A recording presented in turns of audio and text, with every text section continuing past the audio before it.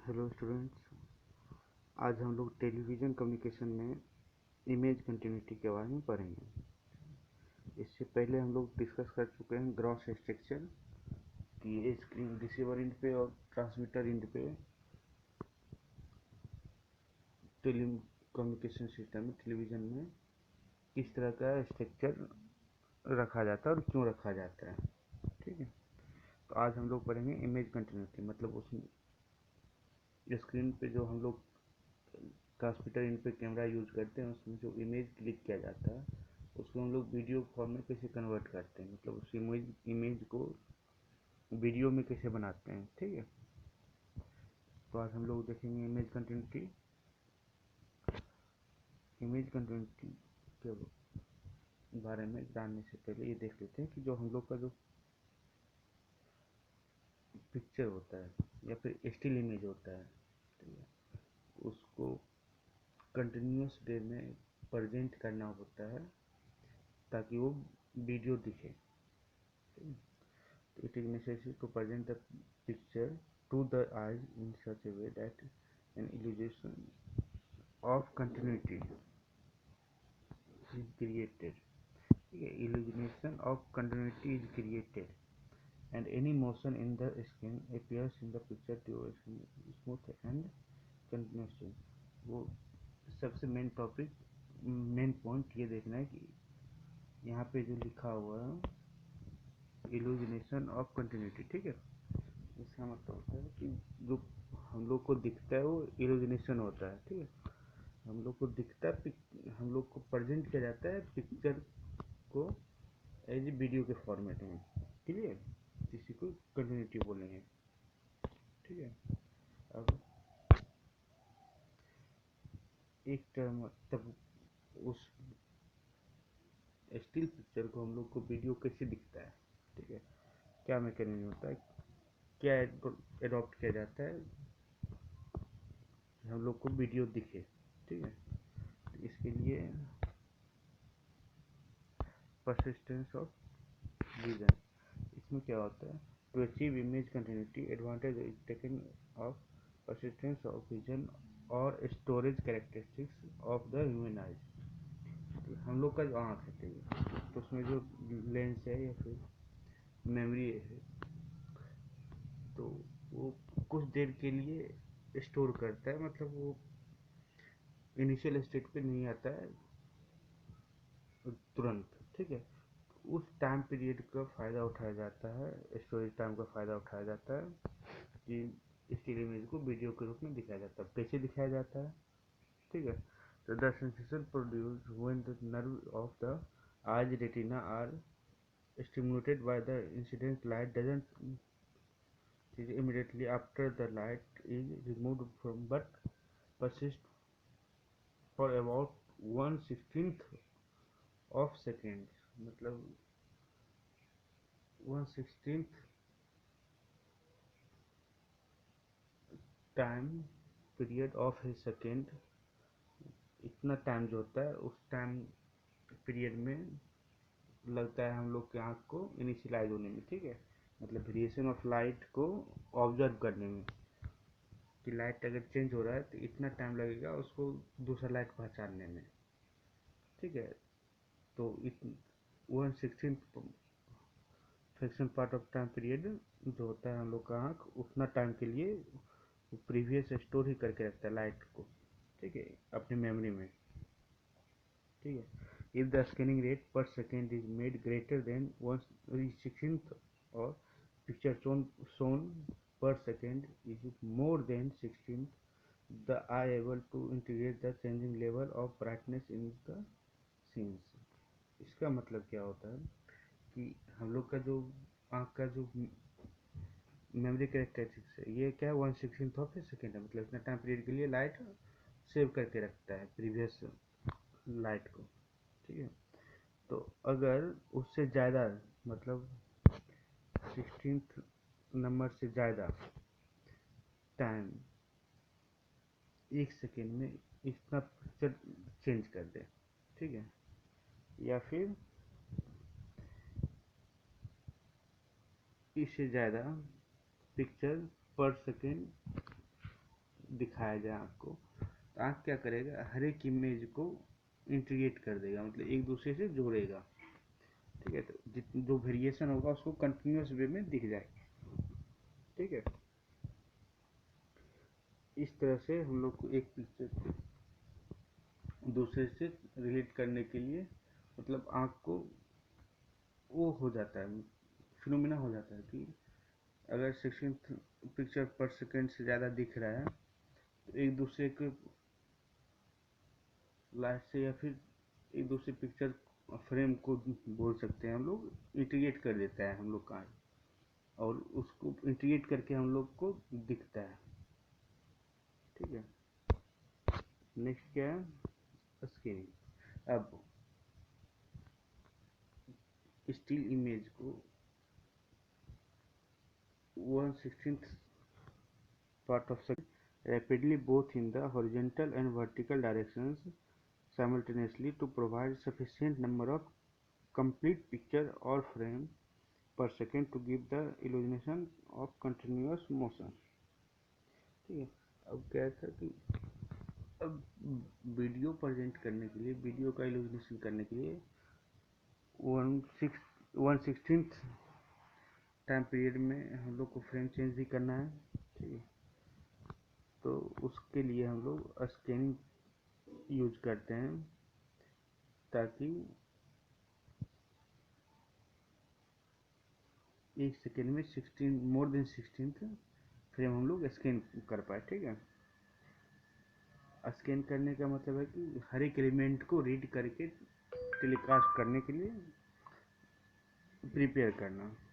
ठीक है, तो in commercial motion picture the frame repetition rate is 25 पर second in most television system. मतलब हम लोग का जो कमर्शलाइज हो टेलीविजन सिस्टम है, इसमें हम लोग 25 फ्रेम यूज करते हैं पर सेकेंड, मोर देन 16 यूज करते हैं। ठीक है, अब स्कैनिंग होता क्या है, स्कैनिंग हॉरिजॉन्टल और वर्टिकल दो टाइप का होता है। ठीक है, अब अगर हम टू डी यूज कर रहे हैं, ठीक है, 2D प्लेन है, उसको अगर हम लोग प्रेजेंट कर रहे हैं तो उसमें 2 डायमेंशन होता है, वर्टिकल और हॉरिजॉन्टल। ठीक है, तो इसीलिए स्कैनिंग दो टाइप का है, एक हॉरिजॉन्टल और एक वर्टिकल। अब मान लेते हैं कि कोई एक फ्रेम है। ठीक है, ये कोई फ्रेम हुआ, इस फ्रेम को स्कैन करना है, तो स्कैन करना है तो स्कैन का प्रोसीजर क्या होता है, टॉप लेफ्ट से स्टार्ट करते हैं।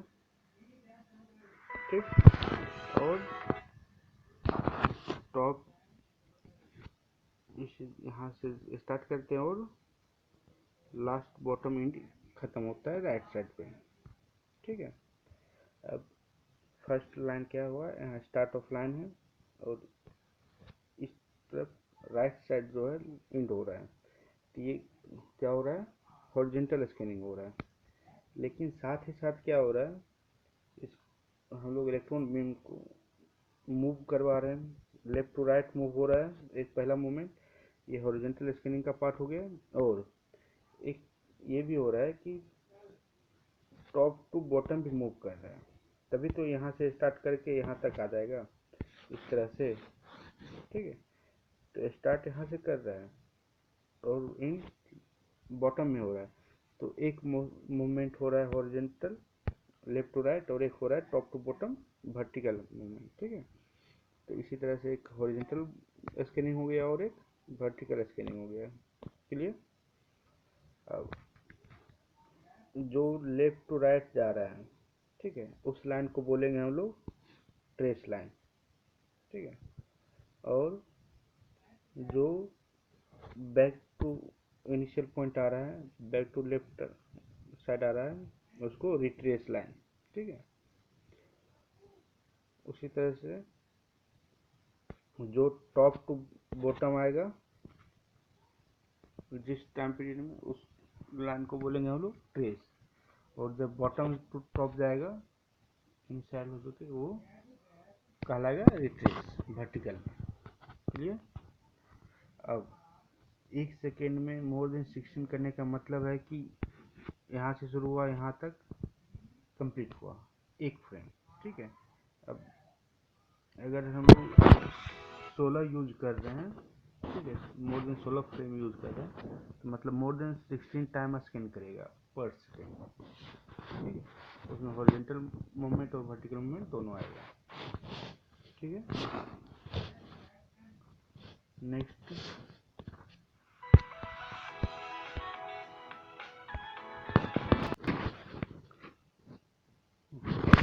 तो अब देखते हैं वेवफॉर्म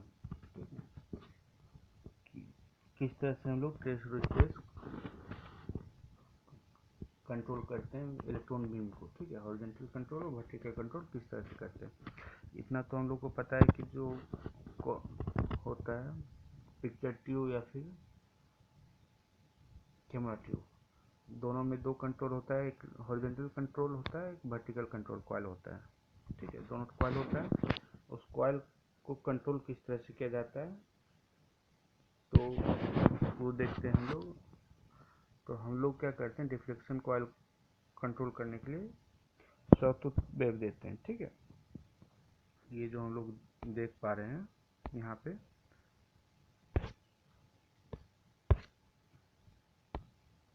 सॉटूथ वेव है इस तरह से। ठीक है। दोनों कॉइल पे, हॉरिजॉन्टल कॉइल भी है और वर्टिकल कॉइल भी, दोनों पे। ठीक है। लेकिन दोनों का जो साइकिल होता है अलग अलग होता है। तो हम देखते हैं किस तरह से सॉटूथ वेव कंट्रोल करता है हम लोग को मूवमेंट, बीम के मूवमेंट को, इलेक्ट्रॉन बीम मूवमेंट को। ठीक है। तो जब हम लोग का राइजिंग साइड होता है, वेव का जो राइजिंग एज होता है वो ट्रेस कंट्रोल करता है। ठीक है। और फॉलिंग एज जो होता है वो रिट्रेस कंट्रोल करता है। ठीक है। तो ये जो पार्ट हो गया हम लोग का टाइम पीरियड, ये रिट्रेस टाइम पीरियड हो गया और ये ट्रेसिंग, मतलब इतना देर के लिए ट्रेस करेगा और इतना टाइम पीरियड के लिए रिट्रेस करेगा। मतलब अगर हम लोग हॉरिजॉन्टल देख रहे हैं तो हॉरिजॉन्टल स्कैनिंग में क्या होगा कि इस टाइम पीरियड के लिए लेफ्ट टू राइट मूव करेगा और इस टाइम पीरियड के लिए राइट टू लेफ्ट मूव करेगा हम लोग का बीम। ठीक है। और वही अगर हम लोग वर्टिकल स्कैनिंग में देख रहे हैं तो इस टाइम पीरियड के लिए टॉप टू बॉटम मूवमेंट आएगा। ठीक। यहाँ क्या रहेगा, लेफ्ट मोस्ट टॉप पे रहेगा और ये यहाँ सबसे नीचे बॉटम पे रहेगा। फिर यहाँ ये जब फॉलिंग एज आता है तो उसमें क्या होता है, टॉप से लेकर के बॉटम उल्ट अपोजिट होता है, मतलब बॉटम जो कर्सर होता है वहाँ से बीम का पोजीशन हो जाता है टॉप पे, लेफ्ट साइड टॉप पे, उसको रिट्रेस पॉइंट बोलते हैं। ठीक है। तो इस तरह से हम लोग मूवमेंट कंट्रोल करते हैं डिफ्लेक्शन कॉइल के द्वारा बीम का। ठीक है।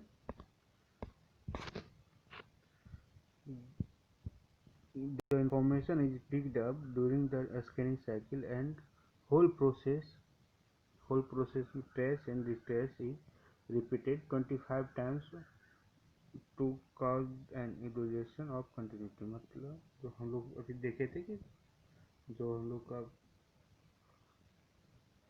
कमर्शलाइज टीवी सिस्टम है, ठीक है, उसमें हम लोग 25 फ्रेम यूज करते हैं, मतलब 25 टाइम्स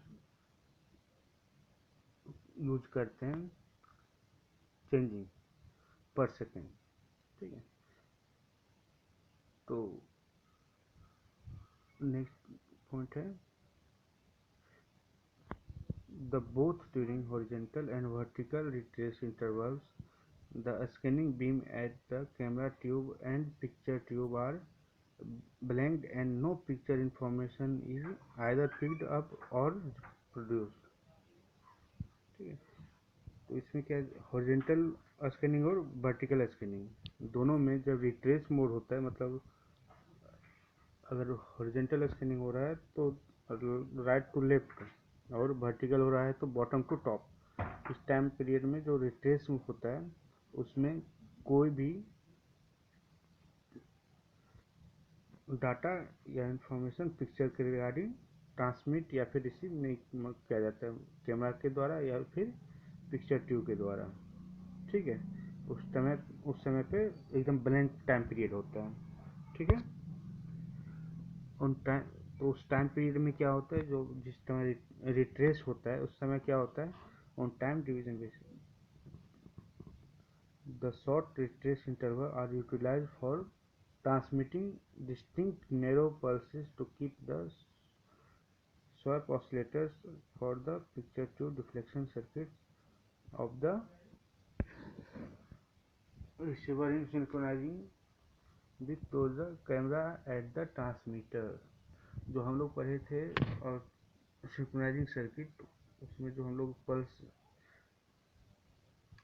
रीड कर रहे थे या फिर ट्रांसमिट कर रहे थे वो उसी टाइम पीरियड में ट्रांसमिट किया जाता है रिट्रेस टाइम पीरियड में। ठीक, जिस समय हम रिट्रेस कर रहे होते हैं उसी टाइम पे हम लोग एक इंफॉर्मेशन पल्स के रूप में देते हैं रिसीवर एंड को। ठीक है, मतलब कैमरा जनरेट करता है for the receiver picture tube के लिए। ठीक है, ये इससे होता क्या है, इसे पल्स जनरेट करने से हम लोग का जो डिस्टॉर्शन है वो मिनिमाइज हो जाता है।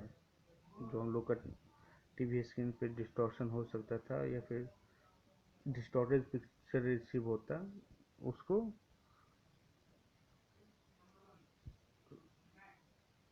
मिनिमाइज कर देता है। ठीक है, तो ये रहा हम लोग का इमेज कंटिन्यूटी के बारे में कि कैसे हम लोग स्टिल इमेज को वीडियो में शो करते हैं या प्रेजेंट करते हैं और किस तरह से हम लोग जनरेट करते हैं पिक्चर को। ठीक है, तो आई होप आपको ये इमेज कंटिन्यूटी क्लियर हो गया होगा और नेक्स्ट टाइम हम लोग पढ़ेंगे स्कैनिंग लाइन्स के बारे में। ठीक है, तो स्कैनिंग लाइन किस तरह से होता है और कैसे हम लोग स्कैन करते हैं और कितना होता है स्कैनिंग लाइन और क्यों यूज करते हैं उतना स्कैनिंग लाइन एक कैमरा में। ठीक है, थैंक यू आज के लिए।